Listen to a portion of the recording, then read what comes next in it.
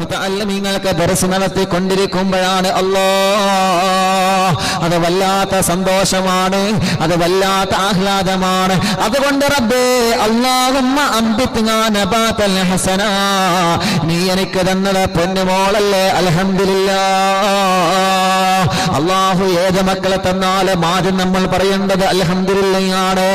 അല്ലാഹുവേ, ഭാര്യ പ്രസവിച്ച ഉടനെ ആൺകുഞ്ഞാണെന്ന് പറഞ്ഞ് നമ്മൾ സങ്കടപ്പെടേണ്ട, ഇതും പെൺകുഞ്ഞാണെന്ന് പറഞ്ഞ് നമ്മൾ സങ്കടപ്പെടേണ്ട.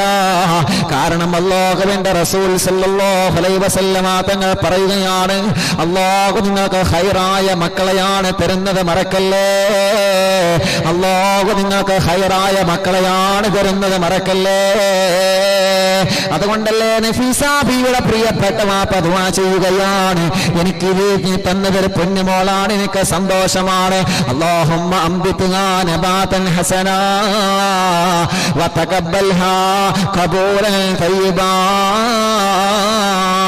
എന്റെ നഫീസാനെ നീ സ്വീകരിക്കണേ അല്ലാഹ്, എന്റെ നഫീസാനെ നീ സ്വീകരിക്കണേ അല്ലാഹ്, എന്റെ പൊന്നുമോളെ നഫീസയെ നീ കബൂലാക്കണേ അല്ലാഹ്.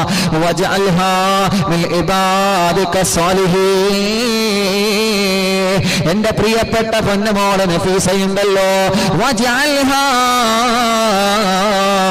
മിൻ ഇബാദിക സ്വാലിഹീൻ.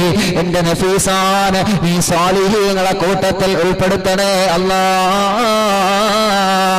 എന്റെ പ്രിയപ്പെട്ടവരോട് ഞാൻ ചോദിക്കട്ടെ, നമ്മുടെ മക്കൾക്ക് വേണ്ടി നമ്മൾ അങ്ങനെ ആത്മാർത്ഥമായിട്ട് ദുആ ചെയ്യാറുണ്ടോ? പ്രിയപ്പെട്ടവരെ, പ്രസവിക്കപ്പെട്ട് വീണ ഉടനത്തുള്ള മക്കൾക്ക് വേണ്ടി അല്ലാഹുവേ ശുക്രന്റെ സുജൂദ് ചെയ്തുകൊണ്ട് അല്ലാഹുവിനോട് പ്രിയപ്പെട്ട വാപ്പ ദുആ ചെയ്തു കഴിഞ്ഞാ ആ മക്കൾ